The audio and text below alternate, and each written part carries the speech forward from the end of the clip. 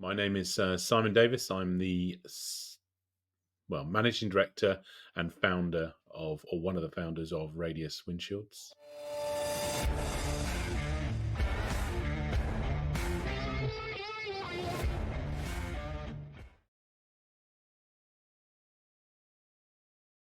My first role was um, I think the formal title was production engineer because basically I made tea and occasional coffees for the people in production, and I swept up behind them. So the beauty of working in a company where people have been there for a very, very long time is they all know what they're doing, and really. Yeah, my role was more about making sure they didn't have stuff that got in their way. So in other words, there was always product available. I would make jigs and fixtures and items that simplified the manufacturing process. Everything was about getting the stuff out the door as perfectly as it could be. That was my sort of like intro. I was an engineer in the Navy, but engineering in a family business like that was very different. It was all about the customer being at the forefront of every conversation. So as a production engineer, it wasn't me telling them how to use the kit or anything like that. It was just really assisting people how to make the stuff. And then if there was anything I could do, you wear multiple hats in those sort of small company environments. You just do any job that's required of you. When you're in an industry which is, and I don't say this lightly, it's quite conservative in terms of what people like, what they trust, in terms of bits of kit. Innovation's quite tricky because you give them something that's different, and sort of like makes people nervous that it maybe lets them down, might let them down on a job or something like that. But our approach when it came to Radius was much more along the lines of develop a product that works, that people would trust, over the next, few decades of them using, our product and everything like that, but not get too caught up in, trying to protect it to block other people from using it. This is more about us coming up with a good product that we can then develop and enhance. The next generation. We're already looking at the next generations of hoops for other, sort of like applications, and it was very important to us to sort of like, show that an existing customer was, so important to us that if they saw a product that was made in the current form, they saw the value because it was improved over the previous generations of products. What we did with the RAD mount, though, was kind of draw on 25 years plus, well, just for me, of what people liked and didn't like about various other mounts that I've made and designed in the past. So it can be the most perfect silent shock mount in the world, but if you pull it out of the pelly case and it's twisted and broken and it doesn't work, then first and foremost, no one will ever use it beyond the first job. So even though um, you know the performance is obviously paramount, the actual sort of like design and the build and the robustness of it was obviously a very important thing as well. So the basic, hoop design and the way it's all mounted together works purely, by allowing the mic to work or be compliant along the axis of the microphone itself. The design is also in such a way designed so it brings its self centers, so it's self damping as well. So, um, but we've got lots of different features within it that allow a customer to manipulate or modify it. So out of the box, you've got what we think is a good setup, but then that can be different for one microphone used by two, three, four different users. So we've put in, a very adaptable design that can be swapped out. The function of the hoops and the clips are separate, whereas in the previous mount that we used to design, if you did a stiff suspension, you had to have a stiff clip, to hold onto the mic. So separating all those features, the way that we sort of like look after the cable clamping, the way that the pivot is locked in or can't be dropped and fall out and be lost. It's a compound design, and when you're putting together anything, whether it's a shock mount or a windshield, yes, generally it's lots of parts of plastic and metal and different sort of like types, but it's trying to put those things together that then they don't move, they don't create sources of noise, they don't squeak, they don't sort of like make a weird noise when they're at the end of a sort of 5 meter pole with a couple of kilos strapped on it. As painful as it is sometimes when someone sees something for the first time and they react in a negative way, we did have to stop a few development processes because they were just not great ideas. They were good ideas as far as we were concerned at the time, but then they turned out not to be great. So that's what you got to be kind of willing to do when you beta, test anything or field test anything. If someone sees something and they don't like it, that's not necessarily everyone, but you have to listen to it. We did embrace technology in terms of 3D printing, multi-jet fusion, samples where we could use them for the most part for any rigid parts. But when it came to moving parts, even though the geometry was quite clear in the CAD, we ended up having to mold parts. And molding things is essential, in production at this stage. I know 3D printing has taken over in some areas, but um, we were very old school. So we're Southwest Britain, and we wanted someone in the Southwest of Britain that we could talk to as a tool maker. The tool maker is critical in the design making process as well. So, we sat down with the tool maker. The tool maker is now heavily involved in all of the development we do, because when you tool something up, it's sometimes easy to draw something. It's not always easy to tool it. Molding parts, usually you would do it in a flat plane. A flat plane makes it very simple to tool up, because when you tool up something, you're cutting a hole in a piece of metal, creating a cavity, and then you're filling it with plastic. Once you start putting any form of twist or curve or anything away from that flat plane, it then does become a bit more of a challenge. And there are definitely designs out there which commercially work technically work well, but commercially they're brilliant because they are molded in the flat. So ours, we felt that it was right to actually achieve that pre-tension in the actual part using the materials, but also the tooling and the design. So the design meant the tooling made it a little bit more expensive to do it, a little bit more challenging to eject it off the tool and things like that. But when you fit it on the actual mount, effectively you've got a pre-tensioned mount that brings the microphone back to center and isolates it really, really well. Our problem is that our estimates on what we were going to sell in the first year, we exceeded in the first just under 3 months. So, well, we are already tooling up twin cavity, multi-cavity tools for the hoops and the other parts to allow us to sort of maintain that other part of the business, which is the customer service and delivery of what we promise. So we're always saying we will have product made, be it here in Devon or up in Stroud, available whenever anyone needs it, rather than there being long lead times and things like that. So tooling up has been it's painful from a perspective of the cost and possibly the time, because we do everything in the UK. But now it's set up, or now it's in the process of all being finished. With the RAD mounts, at least, it's great because you've just got a consistency, and it's made by people that we trust. So,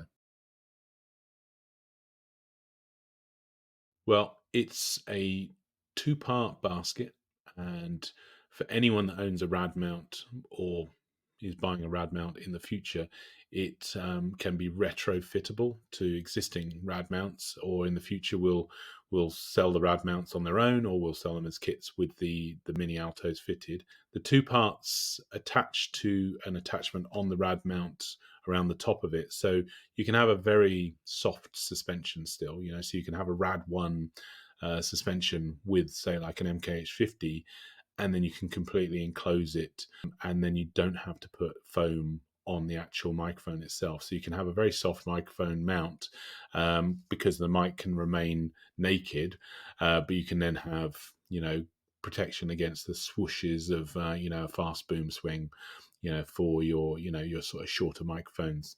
I think down the track we will do packages where we make them dedicated to a specific microphone, like the 50, with the clips coming and with the cable. I think it makes sense that we do that. But the first thing was that to reward or to look after, anyone that's already been an early adopter of the RAD mounts, or anyone that owns a RAD mount will effectively have the ability to buy a system that can retrofit with the removal of 2 screws and then the fifth screw, 1 screw, and then 2 more screws. So you're literally doing five operations, and you're there. You're good to go. Anyone can do it. But in basic terms, you've got two, a 2-part basket that's only about, I don't know in imperial, but it's 85 millimeters. So it's about the size of sort of like just a little bit bigger than a baseball. Diameter, and then we've got 2 lengths overall of body, one that's 210 millimeters and one that's 115 millimeters, so very small. If you imagine a RAD mount and basically 2 parts coming on either side of the sort of like rectangular top part of the mount, that's it. So not intended for heavy exterior, sort of like windy conditions. However, we will also be making it with a fur cover should someone want to have the additional layers to take it into sort of like windier situations. The main purpose of it is to be a very discreet interior basket system for super and hypercardioids up to about the length of like an MKH 8060 CS1 through CS1E 4017C from DPA, or down to the Sherp CCM CMC1, CMC6, all those sort of microphones where you would be using them for interiors. You can then use this without the need for putting a sort of like a slip-on foam or BBG or any type of windscreen like that on the front. This replaces all of that. Ironically, on the Alto, it's not too many parts because you've got 2 domes, you've got the ring at the front, the body, and then the 2 rings. But it's not the number of parts in the case of a basket that's the problem. It's the expanse of joints. So the joints for the RAD mount, for instance, where you've got whether the clips are attached to the hoops or whether hoops are attached to the mount or whether the swivel and everything like that, are all moving joints, and they're also joints that are used quite frequently during the use of the product. So when you've got the basket, you've got effectively long joints that can either twist or move or lift or shift. Those are the things that because we're not making the Alto and the Mini Alto in the same way that conventional baskets are made, we're actually doing moldings for the actual bodies. That then in its own right means that you've got much longer joints to deal with, and we're dealing with new technology. That's where if we can weld versus using sort of like adhesives and things like that, it just means that we're not reliant on something that could be affected by humidity or heat or anything like that, which some adhesives can. So it's in the Alto, there's a little bit more going on because the RAD mount effectively is replaced by a larger version of a RAD mount to deal with the longer microphones. And then you've got cabling management and everything like that. But the baskets are just quite a tricky one because as soon as you put a basket on top of a shock mount, you can hear it. You can hear the change in handling noise in any situation. So we're fighting lots of things in physics where we're trying to get the dead airspace around the microphone, but also creating the air, the cavity that you need to create a windshield. But at the same time, we want it to be effectively transparent, or as transparent as we can. So you've got lots of things going on there, but then strap 5 kilos on it, put it on the end of a 5-meter pole and smack it around like you're trying to destroy it is kind of the ethos behind what we're designing as a product as well. Going back to the very first point about there's no point in designing a product if the first time you pull it out of the pelly case it's doesn't work. So we've got to do things that are a given. The product has to work every time, first time, however it's been stored on the way to the job. But at the same time, it's then got to be invisible, effectively does its job where people just accept the fact that it works and they don't have to question it and don't worry about it ever, so like letting them down. So it has to be transparent, it has to work in the wind. in the case of the Mini Alto, it has to also be, not a giant sort of shape and therefore a shadow or a problem, getting in tight with the sort of like ceiling work and things like that. So, uh, and at the same time, you can take it off, and we've got attachments now that allow the two front and back pods of the basket to be clipped together as well, so they can be either put on a harness or a carabiner or something like that. So little things like that, which we've never really thought about. We just assumed someone would always leave it on, yeah, but they don't. So having watched people or talked to people on how they use kit, that's important to sort of like bring that into the design. So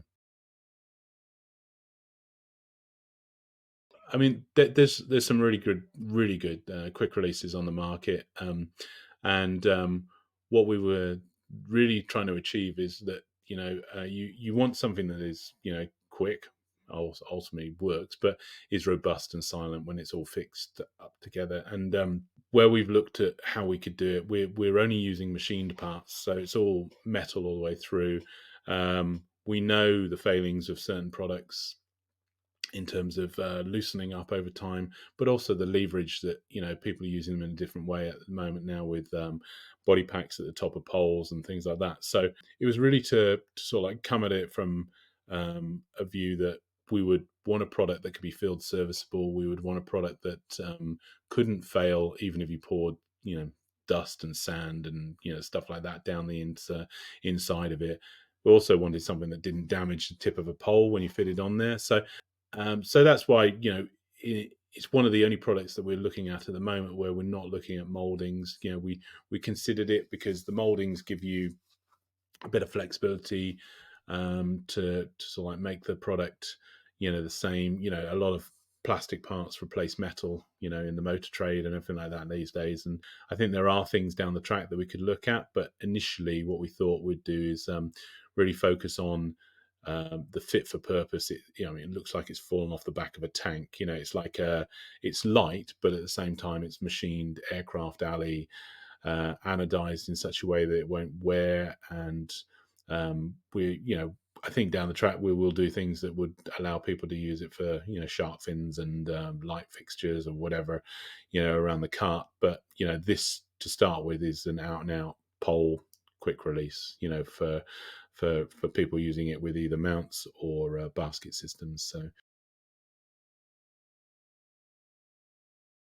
yeah, no, I think we've had that with what do they say? The phrase is a colourful industry, but everything has to be black or grey. So yeah, it was a very big discussion point on the quick release, where I, as the engineer, but still also the person loving the brand and our blue, want to get as much blue in as possible. But the first time we showed them out, the first reaction was, I won't get that until it's all black. So we are going to be doing options for people to buy parts that are black and completely blacked out. I think it makes sense, that we do it. Some people have said they like the blue and it obscures it. Some people say they hate it. So I think we'll take that on the chin and probably offer a black version, for the people that don't want to have any color at all in there. We're even looking at chroma key, colors on the mounts as well, where we can do that on these mounts. We can also do it on the baskets because we're molding all the parts. So it's one of those things where we'll do it because we can, and we can try it, and we can put it in front of people. If it's something that is irrelevant, and we've still not wasted our time, we've just learned from that. We've got that.